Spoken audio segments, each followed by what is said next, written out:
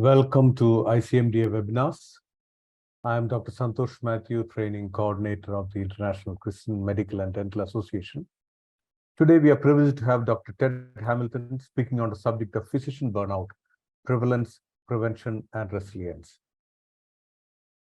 Ted Hamilton is a family physician and a physician executive with Advent Health, a 52-hospital, faith-based, mission-focused healthcare system.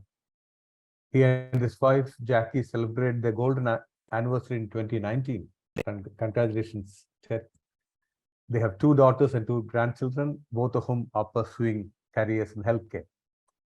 Ted's career spans over half a century and includes rural private practice, teaching and directing a family practice residency, serving as medical director and leader for various entities, including a large academic medical group, inpatient, outpatient, and third-party entities. Ted is a lifelong follower of Jesus Christ, a teacher of scripture, church leader, and a community servant. As we all know, physician burnout has become an issue of international concern. Beginning over a decade ago, researchers started to identify the cardinal characteristics of a burnout as depersonalization, emotional exhaustion, and loss of satisfaction in work. Early studies identified physicians as at particular risk for burnout, with half or more US physicians admitting to one or more symptoms of burnout. The causes of this condition are multifactorial, including work-life imbalance, loss of professional autonomy, and the bureaucratic burdens. Essential remedial strategies include resilience, institutional commitment, and national efforts. Dr. Hamilton will speak on this topic for about 30 minutes, and then we'll have a time of question and answer. Welcome once again, and over to you, Dr. Ted, for sharing your thoughts. Thank you for that marvelous introduction. It's just a delight to work with the Christian Medical and Dental Association and now the International Christian Medical and Dental Association. And I've been looking forward to this. So in March of this year, 2023, I returned to Loma Linda University in Southern California, where I graduated from medicine in 1973. This is a photo of our class as we were sitting for the national board examinations, and the photographer got us all together for one big photo. Now, if you look at the lower left of this screen, you'll see that there's one young man there with a tie on, and that would be me. For some reason, I felt like having a tie on during an exam would increase my performance on that exam.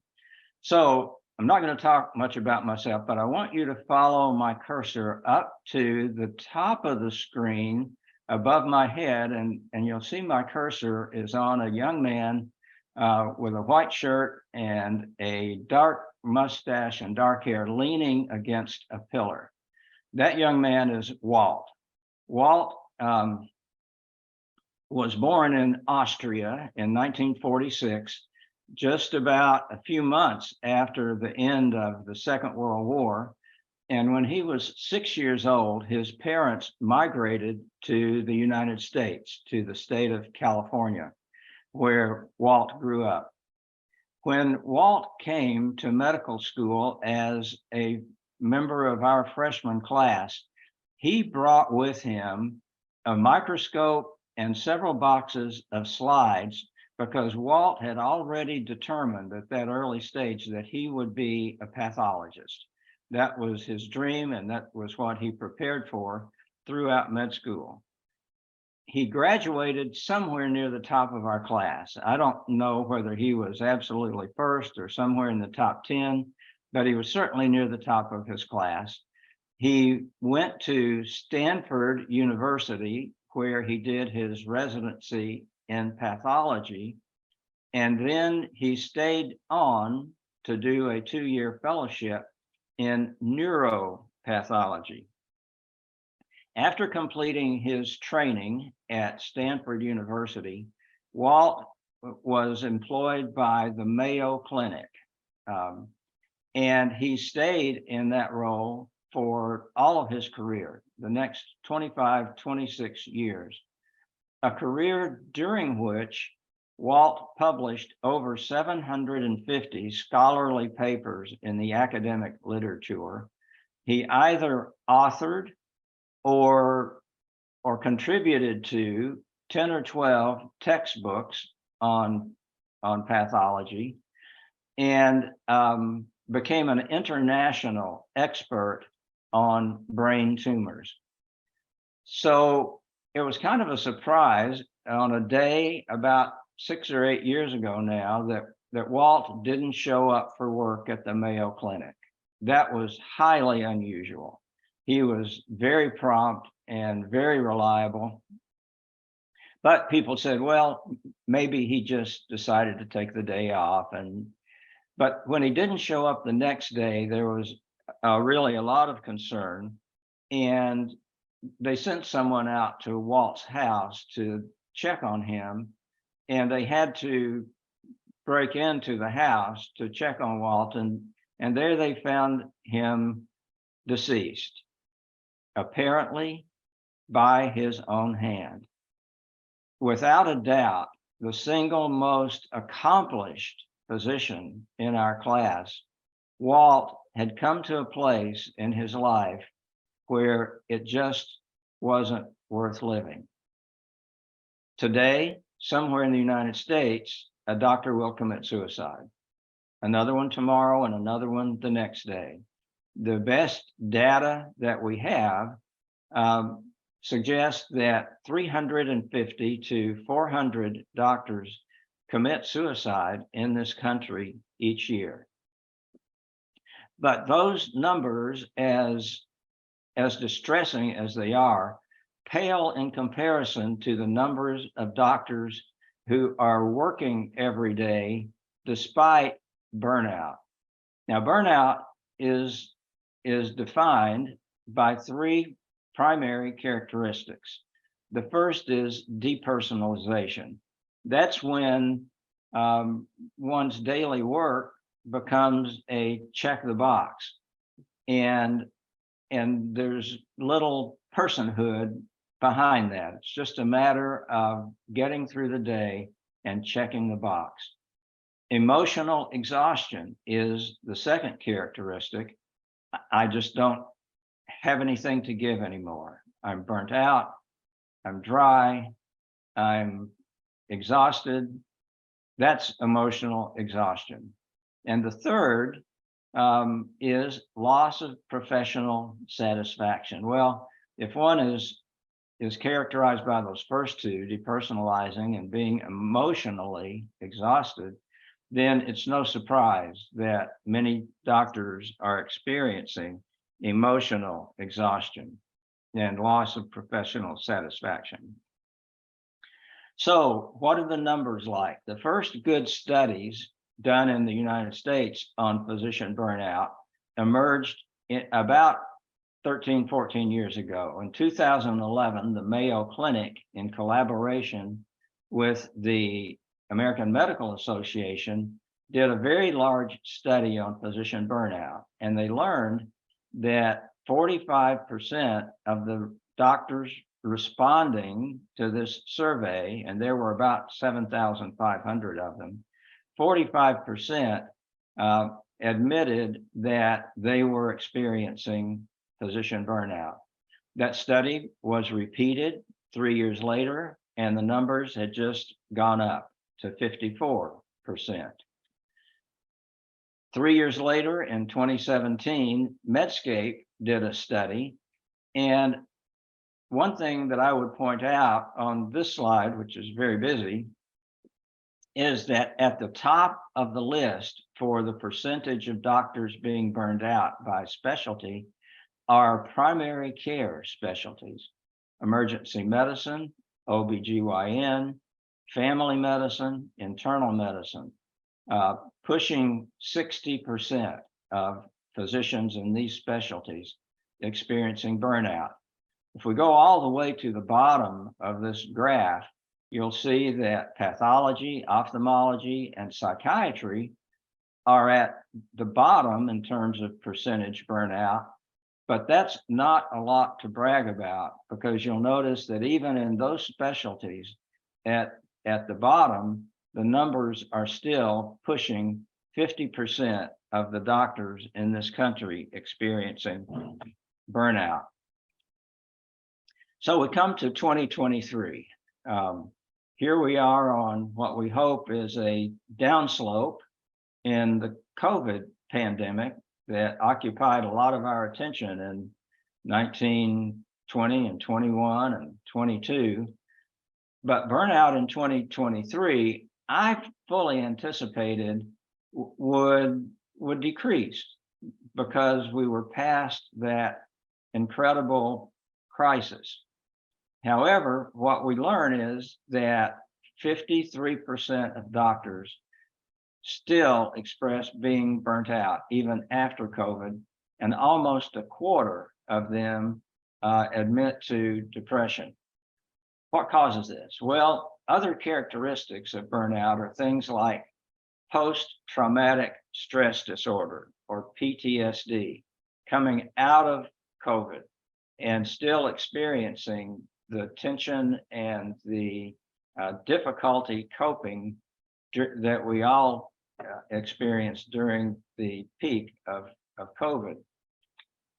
The second is substance use disorder. In this country, about 10 to 12% of the general population are experiencing substance use disorder, the use of alcohol and drugs and other substances. And those figures are about the same for physicians in the country, about the same as the general population. So if you're working at a hospital that has, say, 100 doctors who are doing most of the work in that hospital or clinic, you can pretty much imagine that 10 or 12 of them are experiencing substance use disorder. A third is depression and suicidal ideation. You see that in the graph, on this graph to the right of the screen. And then attrition. Some doctors simply get so tired that they just decide it's time to quit. They retire. They go and do something else because of the stress that continuing to practice medicine brings to their lives. And finally, this issue that's been described as moral injury, particularly during COVID, having to make very difficult decisions when what one really wants to do and wishes to do is save every life, ends up too many times in creating moral injury when we fail to meet our highest expectations. The analytic review published by Harvard Medical School made this statement: physician burnout has been declared a public health crisis by many professional societies. The effects of physician burnout extend beyond doctors themselves, resulting in increased medical errors, lower patient satisfaction, higher healthcare costs, and decreased quality of patient care. That is a really heavy, concerning statement of the effects of physician burnout in our practices. What are the reasons? What are the main contributing factors to physician burnout? There's a laundry list, a long list of factors that could contribute. The first is often work-life imbalance. That is, I'm working too many shifts, I'm taking too much call, I'm overwhelmed, I get home late, I'm having difficulty taking care of my family, and difficulty getting sufficient rest and recreation so that I'm sharp and energetic and able to do my work well, work-life imbalance. The second is bureaucratic burdens, the medical record and keeping it up to date, responding to the request for information from insurance companies or government bureaucracies, all add to the weight of the work that physicians are expected to do in addition to or in support of taking care of the patients each day. Loss of job control or personal autonomy. 50 years ago, when I went into the practice of medicine, most of the physicians practicing in the US were in private practice, either individually in solo practices, which is what I did, or in group practices. But in most cases, doctors had some significant amount of control over their own work life. And with the way medicine is organized in many places around the world today, doctors are feeling this loss of job control. Fourth, mistreatment in the workplace.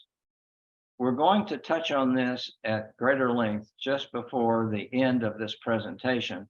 So I'm just going to say at this point that there is more overt and covert mistreatment in the medical workplace than we have ever imagined.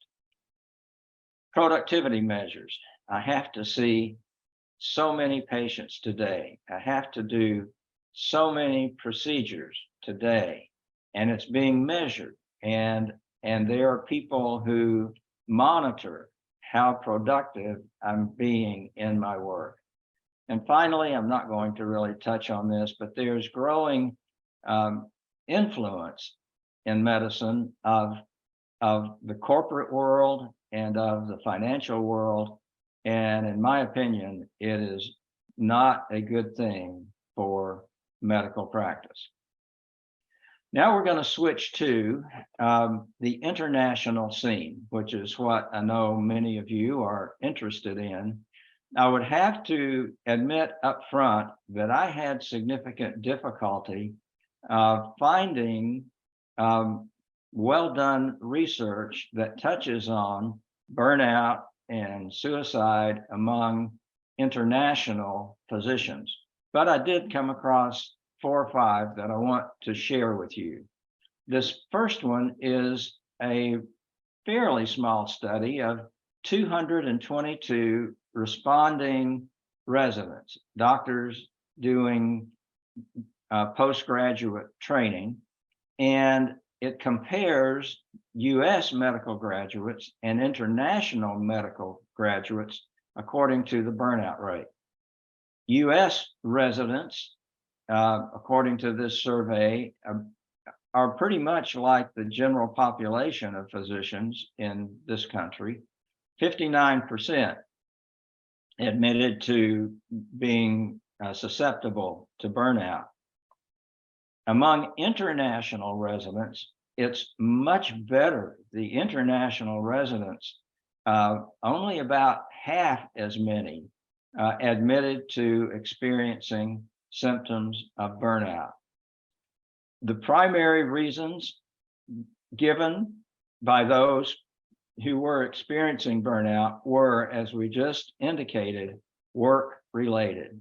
Then there is an international conference of women physicians, and at a recent meeting of this conference, they did a survey of the international women physicians who attended. Really quite a small study. There were 71 survey respondents. The mean burnout score was highest among African women physicians.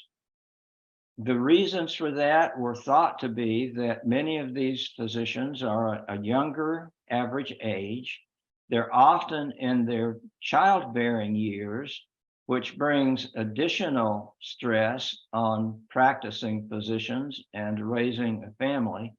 And finally, an underlying physician shortage. The article did note that there were significantly lower burnout rates for women physicians in Europe.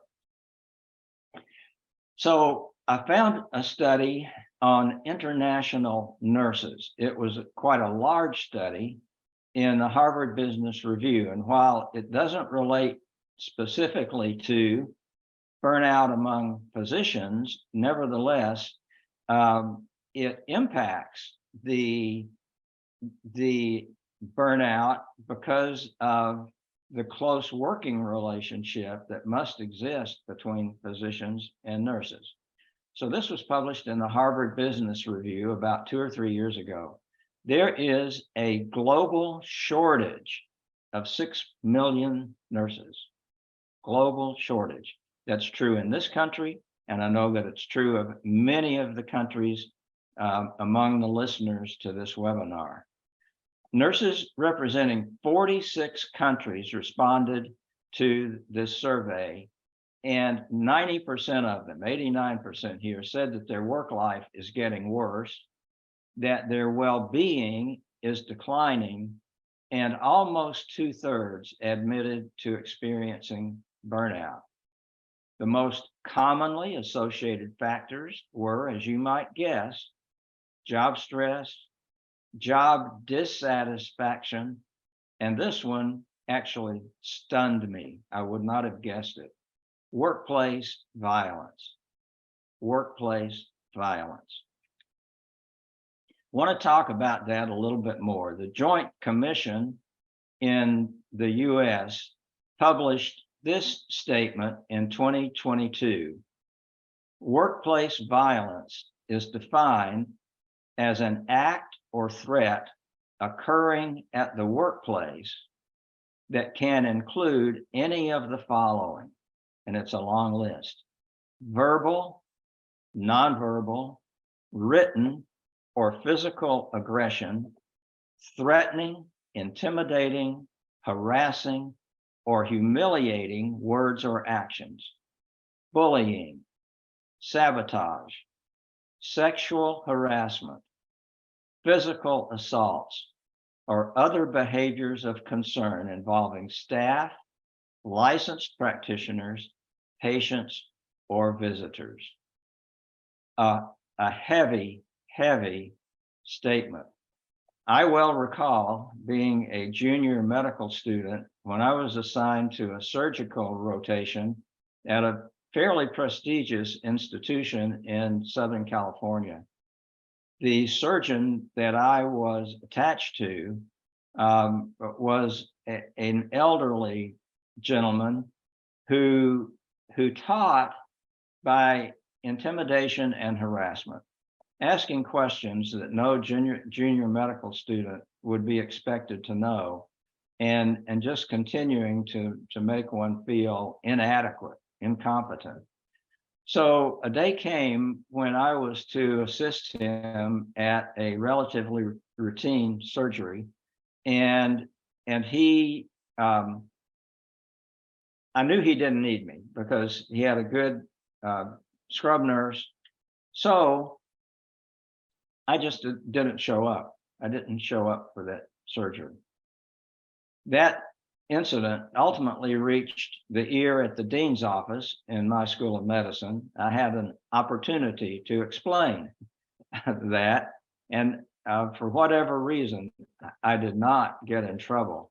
But I had just reached a point where I didn't want to expose myself to another dreary episode of intimidation and harassment and humiliation in trying to learn medicine. So this still goes on today in many places around the world. This is from the World Medical Association, published in the current psychiatry reports of 2022. Violence against health professionals is, quote, an international emergency that undermines the very foundation of health systems and impacts critically on patients' health. Here's Dr. Erica Kay, who is in one of the hardest medical specialties that I can imagine. She is a pediatric oncology palliative care doctor at St. Jude's Children's Hospital. In an article that she published in Journal of the American Medical Association in 2020, she said, "As a physician, I have searched for a meaningful way to reconcile my understanding of faith with the carnage of my daily clinical work." We'll come back to her in just a couple of minutes. So what can we do? And I'm going to go through this rather quickly, but at 3 levels, there is work that needs to be done. And in fact, if we're going to be successful about dealing with burnout and suicide and depression, it takes all these 3 levels cooperating and working together. So as an individual, I need to think seriously about my work-life balance and do what I can to offload some of the apparently unnecessary work in order to be able to do the very necessary work. Second, I am more and more convinced that peer accountability, that is, the accountability of physician to colleague physician, is incredibly important, because we know when a peer is in trouble, and it's in our hands to identify that, to offer support, to help develop systems to deal with that in a way that is redemptive and recuperative.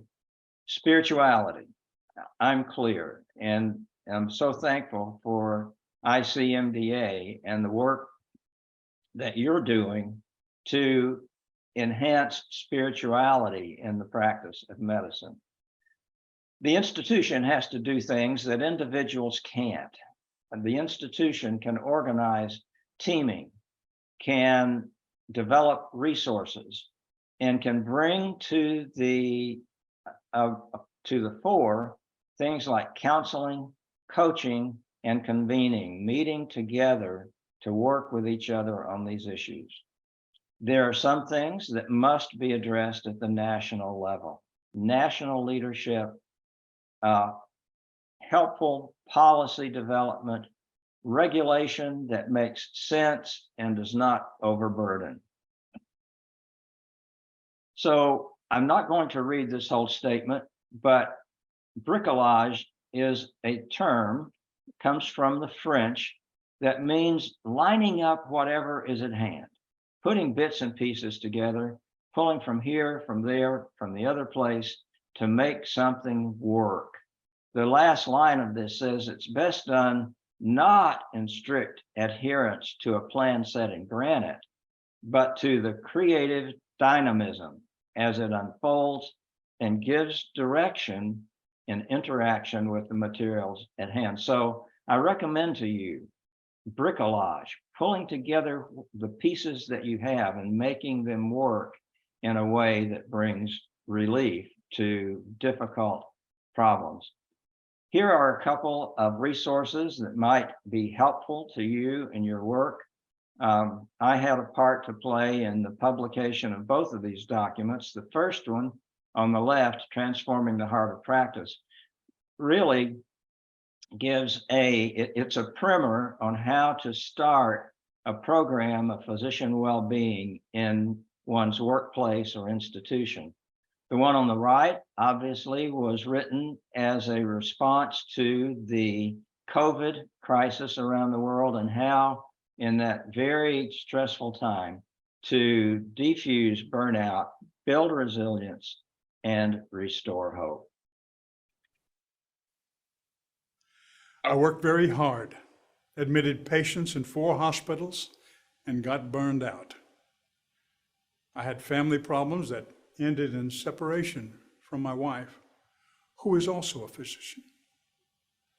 I prayed a lot and finally decided to sell my part of the practice. I'm 62 years old and now work part-time solo.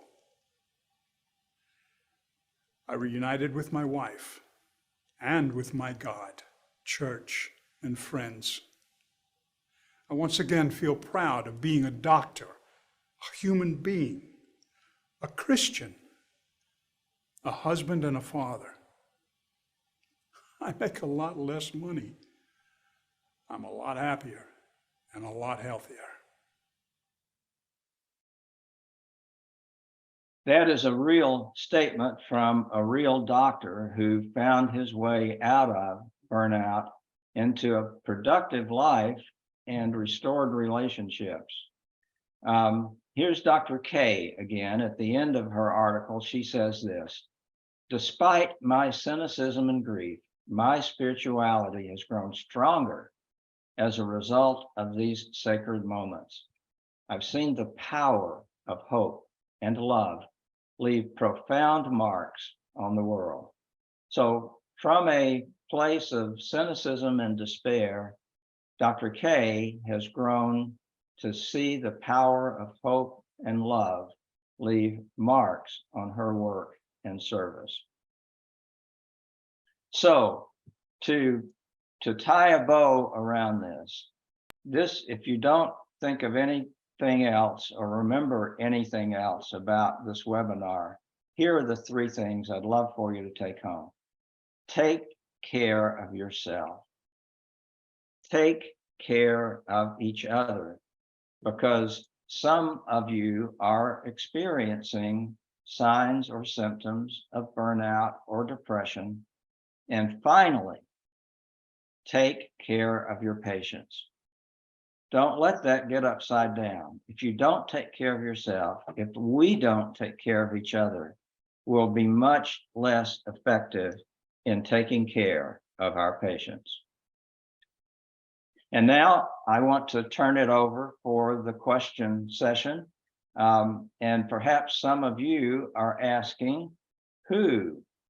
Me? Well, where are you? What are you experiencing? And what are you interested in doing about it? So I'm going to turn it back to our moderator for the question and answer period, and I'd be delighted to hear from you. Thank you, Ted Hamilton, for that excellent presentation and thoughts. There are quite a few questions coming up, Ted, and let me start off with a couple of observations from me. Thank you for that excellent presentation. One of the things is most of our people, a large number of the people attending might be from resource-limited settings. And I was very interested to see that comparison between the US residents and the international residents. I was just wondering what makes the difference. Is it cultural or community, lack of community? I know West is much more individualistic culture, whereas the southern part of the continent is more community culture. Any thoughts on it? That's a very good question, and I don't have a good answer for it. The article itself didn't tell much about why that difference existed. It simply said it exists. So, you know, it may be that the US residents have higher expectations, and many of our international medical residents are really grateful to have the opportunity, and perhaps willing to put up with more problems than the pampered Americans. Entitlement versus gratitude, maybe, don't know. Maybe worth studying what are the factors which contribute to this difference. Shirley Van Dermer is asking, I didn't see moral challenges contributing to depression burnout. Do you think this contributes? Absolutely, I do think it contributes, and the literature supports that.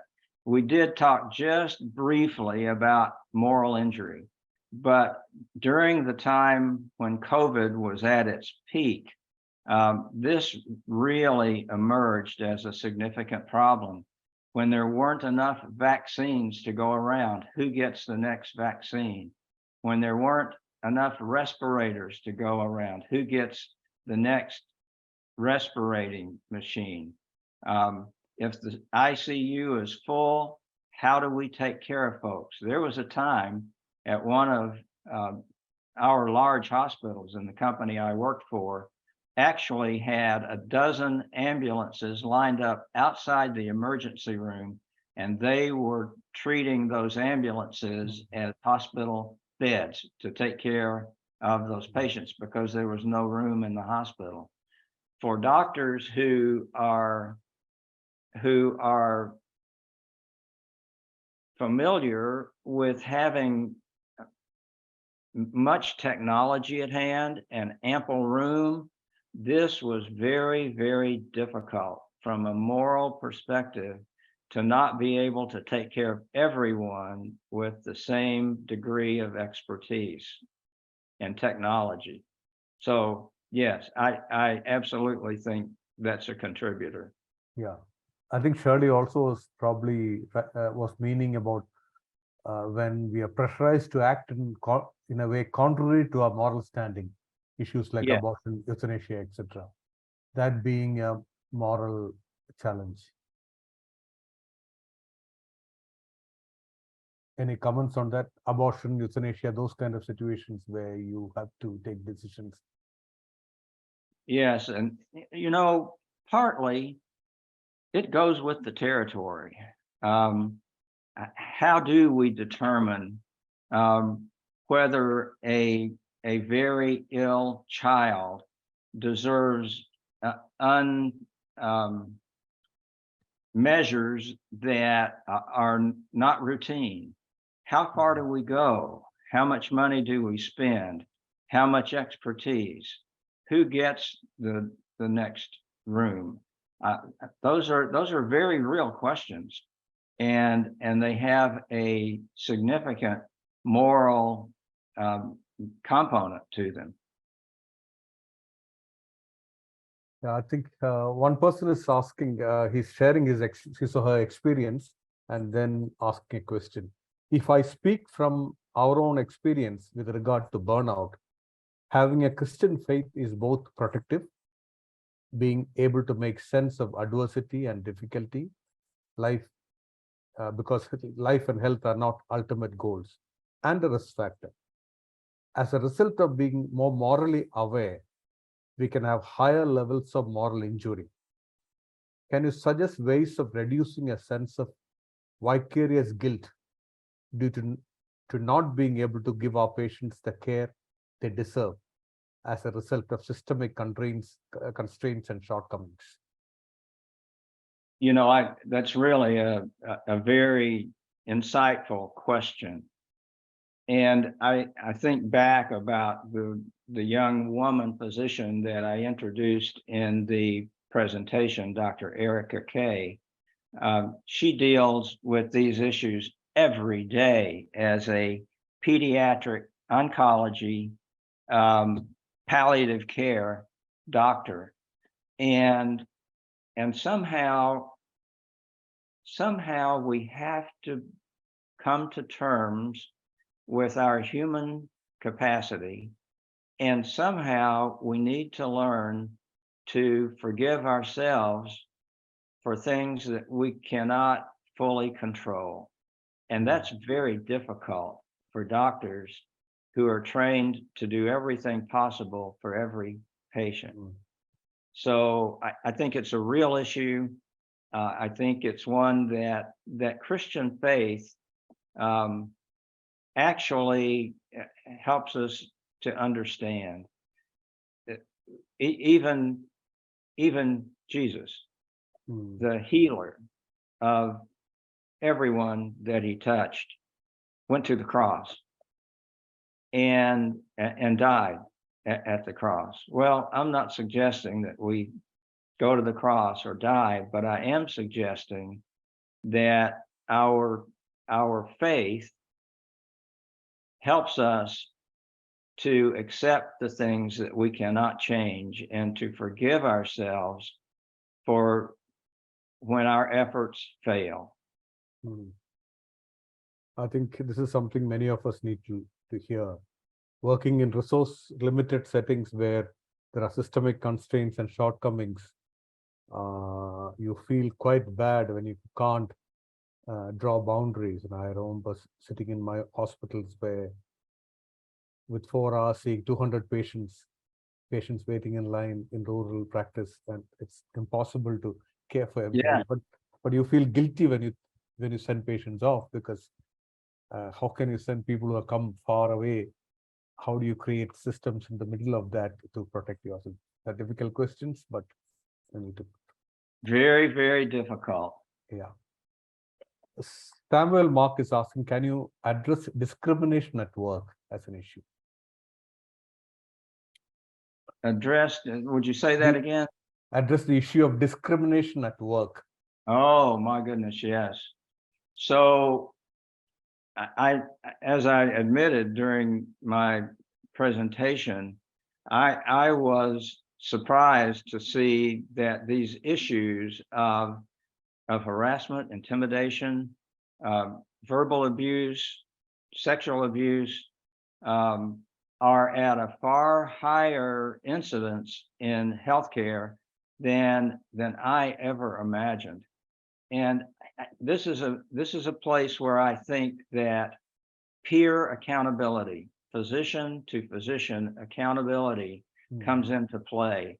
I think that for the benefit of medical students, for the benefit of patients, for the benefit of nurses, we need to hold ourselves and our colleagues accountable for having a healing influence, regardless of what the challenge is, and not succumb to putting down on others, criticizing others, berating others.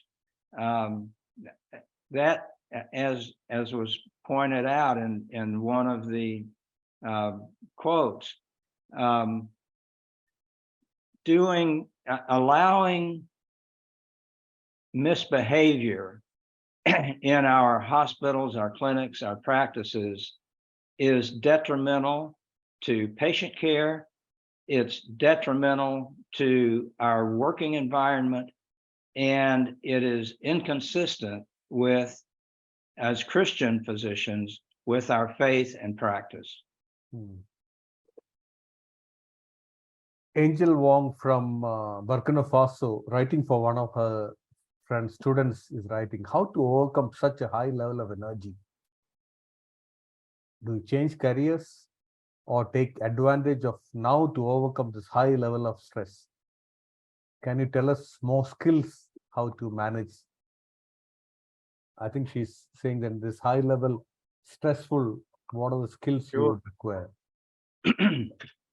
Yeah, that is a very difficult question. And as I indicated earlier, we as physicians don't have full control over our life and our destiny.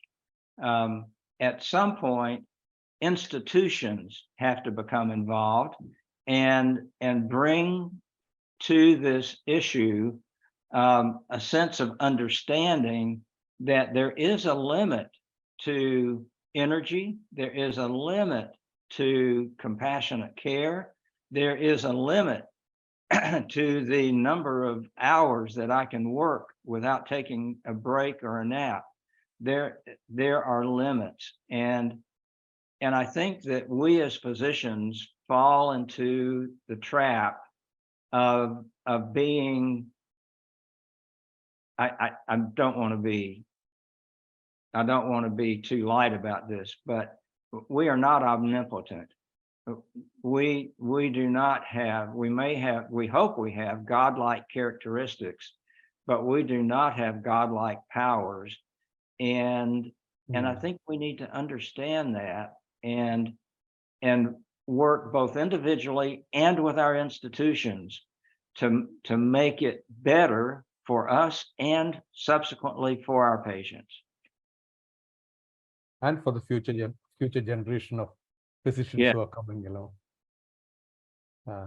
Claudia Stein is asking, thanking you for your clear overview, but asking about global statistics, that there are studies from UK through BMA, and say that many other countries have much fewer medical personnel per population than USA. So burnout should be more prevalent. She's asking for any studies you can point us to. So I asked our medical librarian at the hospital where I've worked for years to help me find articles, and all she could come up with were the 5 that I shared today.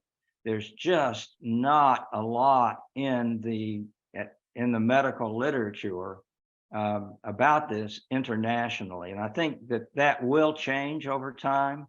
I think that we will get more and better information, but at this point in time, we know that there are issues. We know that there are problems. We know that they affect a lot of people, but finding the resources to deal effectively with this is a challenge.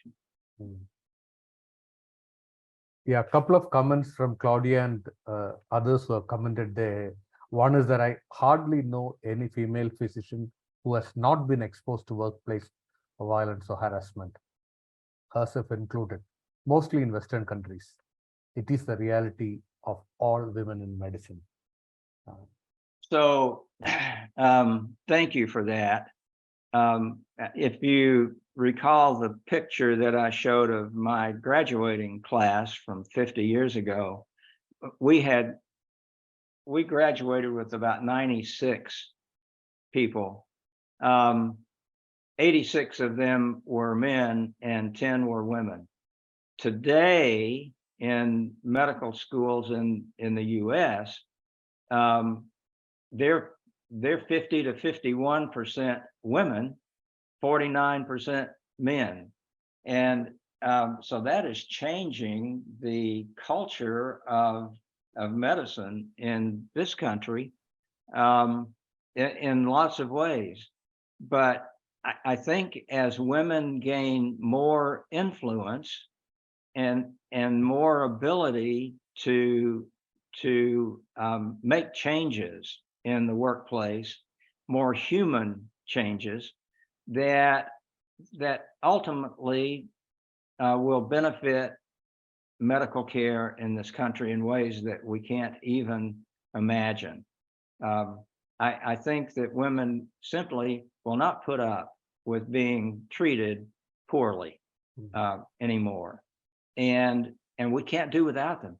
When 50% of our doctors are women, we can't do without them. So we need to treat them right and treat them as full colleagues and help them through challenges like pregnancy and childbirth and breastfeeding and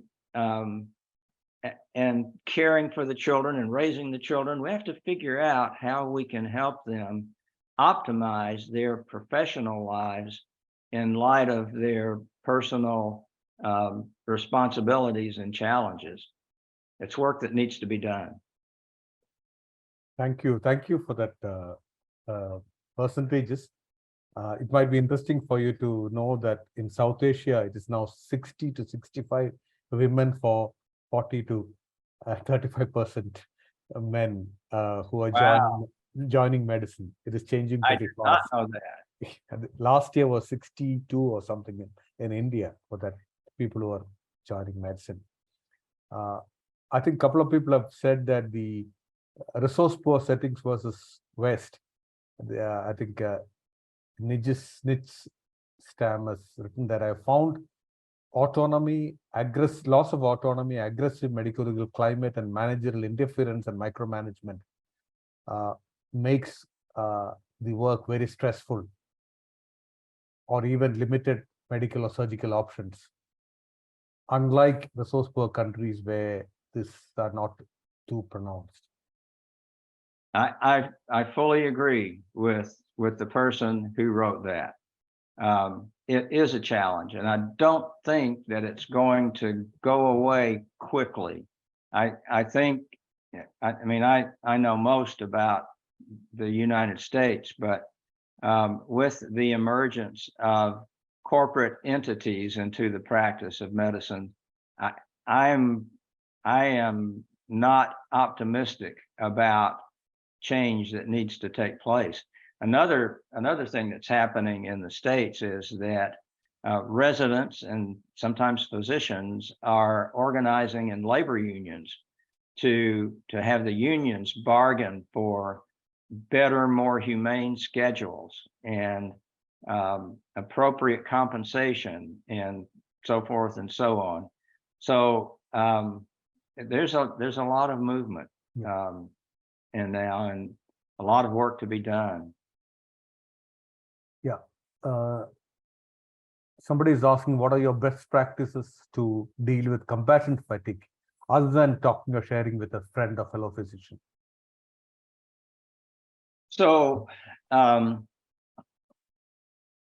there was a period of time in this country when there was a physician lounge in most hospitals in the country, and doctors would go there to get a bite to eat, and they would happen across colleagues, and they would share what was going on in their lives. And then within the last 20 years, a lot of hospitals kind of did away with their physician lounges, and that was a real loss, because I think an important part of dealing with these issues is for physicians to understand it, to care for each other, to work together, not just individually, but to work together to make needed change. And something like the physician lounge, where doctors can spend time together and can bare their souls, for that matter, is really important. It's too easy these days to spend our entire day going from patient to patient to patient, checking off that list, and not having the opportunity to be with colleagues and work through issues together. The informal community building through such Yes. systems and processes. Yes. Amigo is asking, how can we know when it is time to stop? Because often we tend to go on and on until we can't do it anymore. That's a good question. I practiced solo medicine in a little tiny rural mountain town for almost 6 years. I was the only doctor in 3 counties delivering babies, so OB became a big part of my practice. And while I enjoyed that a lot, it's very confining. You can't leave, you can't be away when you know that someone can show up at the hospital to deliver, and you just have to be there. And I think when one is young, that we don't think so much about that. But as I look back on those years now, they were wonderful. The people there were delightful, loving, caring people, and I enjoyed taking care of them. But I realize today that I was both acutely and chronically fatigued most of the time. If I left the office to go on a short trip with my family, I couldn't drive because I was asleep within 20 minutes. So my wife had to do the driving. So partly we just have to take responsibility for ourselves and say, you know, I know this is happening, and we've got to figure out a solution. Sally John is asking, would it help if young doctors are prepared in advance for burnout?